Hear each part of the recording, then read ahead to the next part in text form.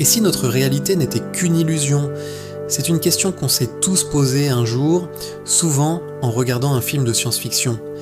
Mais si je vous disais que cette question est au cœur des travaux d'un véritable scientifique, un homme qui a littéralement pris le contrôle d'un cerveau avec une télécommande, aujourd'hui, je vous emmène dans le monde fascinant et un peu flippant de José Delgado, le neuroscientifique, qui a non seulement ouvert la voie aux puces cérébrales, mais qui a aussi bousculé notre conception même de la réalité. Accrochez-vous, parce que ce que vous allez découvrir pourrait bien changer votre façon de voir le monde. Imaginez la scène. Nous sommes en Espagne, dans les années 60. Une arène, du soleil, et au milieu, un homme face à un taureau de combat. L'animal charge, ses cornes prêtes à frapper. L'homme ne bouge pas, il tient juste une petite boîte dans sa main. À quelques mètres de l'impact, alors que tout le monde retient son souffle, il appuie sur un bouton. Et là, l'impensable se produit. Le taureau s'arrête net. Il freine des 4 fers, secoue la tête et se calme, comme si sa fureur s'était évaporée en une fraction de seconde. Cet homme, ce n'est pas un magicien, c'est José Delgado, et il vient de réaliser une première mondiale. Contrôler à distance le comportement d'un animal grâce à une puce implantée dans son cerveau. Cette image a fait le tour du monde. Elle est à la fois spectaculaire et profondément troublante. Comment a-t-il fait ça? Et surtout pourquoi? Pour comprendre, il faut revenir un peu en arrière. José Delgado était un médecin espagnol, fasciné par l'organe le plus complexe de l'univers, notre cerveau. À l'époque, on commençait à peine à comprendre que le cerveau fonctionnait avec des signaux électriques. Delgado a eu une idée révolutionnaire, et si on pouvait dialoguer avec le cerveau en utilisant son propre langage, l'électricité. Il a alors développé une invention qui semble tout droit sortie d'un roman d'espionnage, le Stimosavor. C'est une sorte de puce minuscule, un récepteur émetteur qu'on peut implanter directement dans le cerveau. Cette puce permet 2 choses incroyables: lire l'activité électrique de zones très précises et à l'inverse, envoyer de petites impulsions électriques pour stimuler ces mêmes zones. C'est avec cette technologie qu'il a pu stopper le taureau. En stimulant une région du cerveau appelée le noyau codé, il a tout simplement éteint l'agressivité de l'animal. Mais Delgado ne s'est pas arrêté aux animaux. Il a mené des expériences sur des singes et même sur des humains, souvent des patients atteints de troubles neurologiques comme l'épilepsie ou la schizophrénie. Ces découvertes étaient stupéfiantes.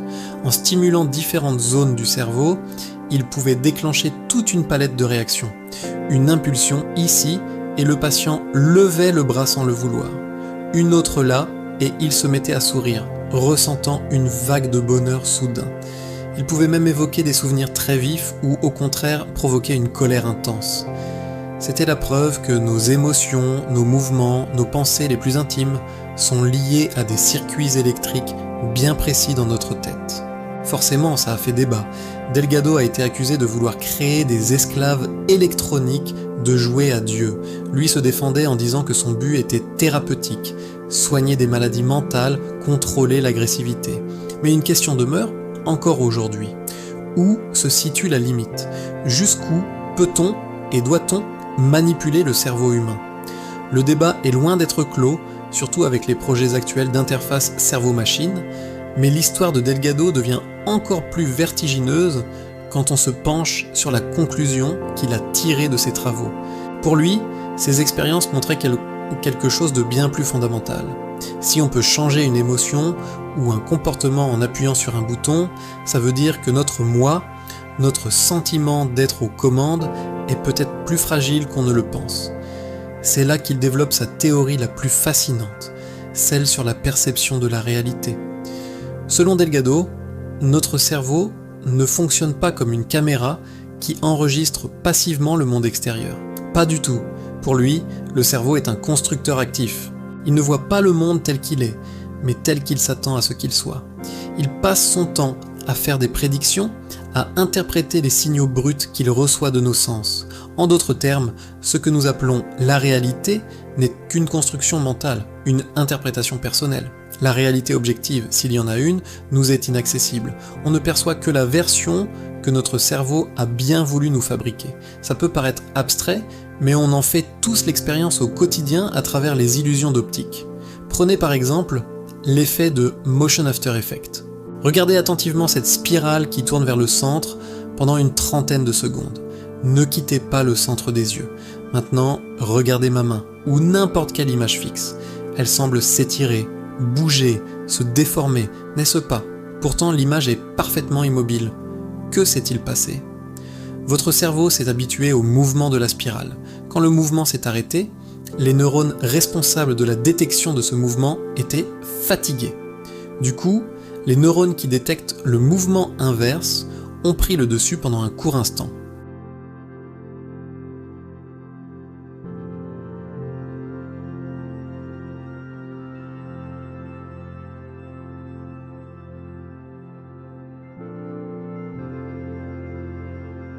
Maintenant, essayez de basculer entre les deux perceptions.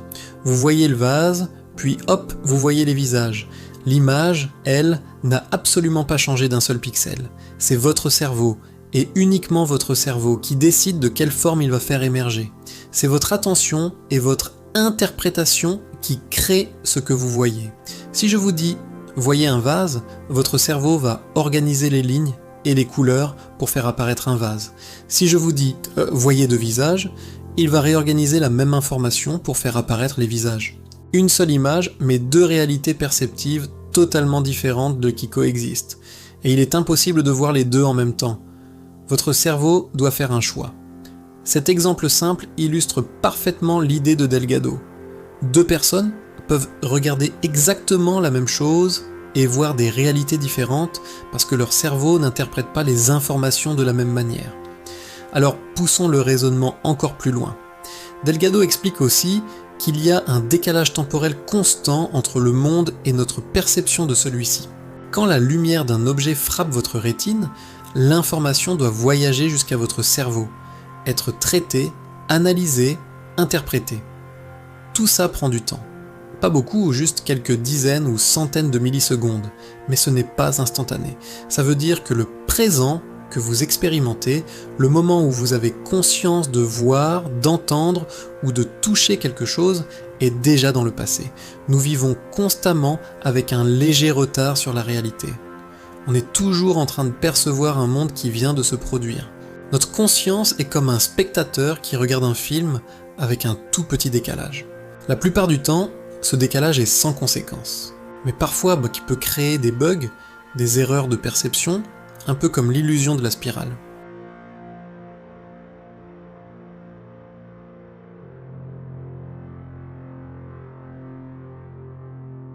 D'un côté, il y a le pionnier de la neurostimulation, l'homme qui a ouvert des portes incroyables sur la compréhension et la manipulation potentielle du cerveau.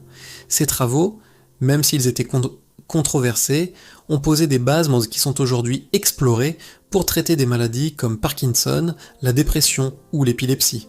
Mais de l'autre côté, il y a le philosophe malgré lui. En cherchant à contrôler le cerveau, Delgado nous a surtout montré à quel point notre propre perception est une construction. Il nous a rappelé que la réalité n'est pas une vérité unique et solide, mais plutôt une mosaïque d'interprétations subjectives. Notre expérience du monde est une version, une histoire que notre cerveau nous raconte à chaque instant. Alors, la prochaine fois que vous serez absolument certain de ce que vous voyez ou de ce que vous ressentez, souvenez-vous de Delgado et de son taureau. Demandez-vous si ce que vous percevez est la seule réalité possible. La question finale n'est donc pas tant de savoir si notre réalité est une illusion, mais de prendre conscience que c'est notre illusion, notre version personnelle. Alors, et toi, que vois-tu vraiment? Merci d'avoir regardé cette vidéo. Si ce voyage dans les méandres du cerveau et de la réalité vous a plu, n'hésitez pas à laisser un like, un commentaire pour partager vos réflexions et surtout à vous abonner pour ne pas manquer les prochaines explorations. À très bientôt!